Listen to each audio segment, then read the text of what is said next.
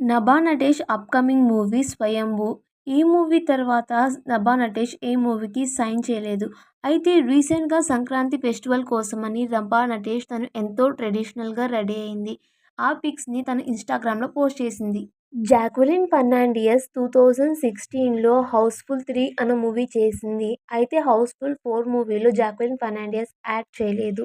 ఇప్పుడు Jacqueline Fernandes 'Housefull 5' మూవీలో act చేస్తున్నారు. అండ్ ఈ మూవీ తర్వాత Jacqueline Fernandes 'welcome to the jungle' అన్న మూవీ చేయబోతున్నారు. అండ్ సాధన టీటస్ తను 'బిచ్చగాడు' అన్న మూవీతో ఫిల్మ్ ఇండస్ట్రీకి ఎంట్రీ ఇచ్చింది. ఫస్ట్ మూవీతోనే సూపర్ హిట్ అందుకుంది. దాని తర్వాత తమిళ్లో 'యాదవాన్' అన్న మూవీ చేసింది.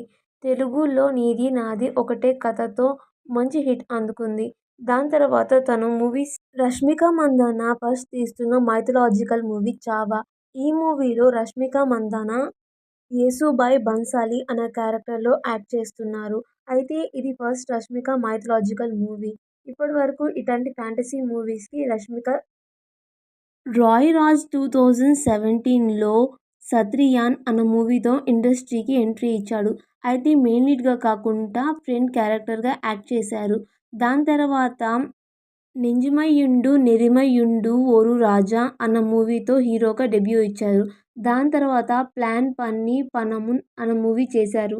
అండ్ 2023లో 'సంకీర్తన' తెలుగులో 'జనకైతే గనక' మూవీతో తనకి ఫుల్ క్రేజ్ వచ్చింది. అయితే తను తెలుగు మూవీతో ఫిల్మ్ ఇండస్ట్రీకి డెబ్యూ ఇవ్వలేదు.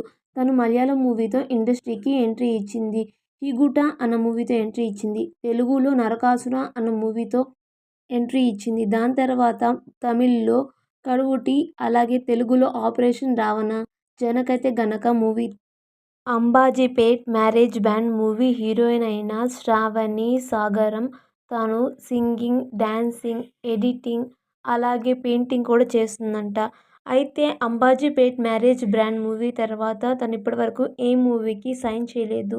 అండ్ ఆ మూవీతో తనకి యూత్‌లో ఫుల్ క్రేజ్ వచ్చింది. ఉన్న క్రేజ్‌ని తను సరిగ్గా యూటిలైజ్ చేసుకుంటుందో లేదో. హీరో కిరణ్ అబ్బవరం, హీరోయిన్ రహస్య వీళ్ళిద్దరూ 2024లో మ్యారేజ్ చేసుకున్నారు. అయితే రీసెంట్‌గా కిరణ్ అబ్బవరం ఫాదర్ కాబోతున్నట్టు తను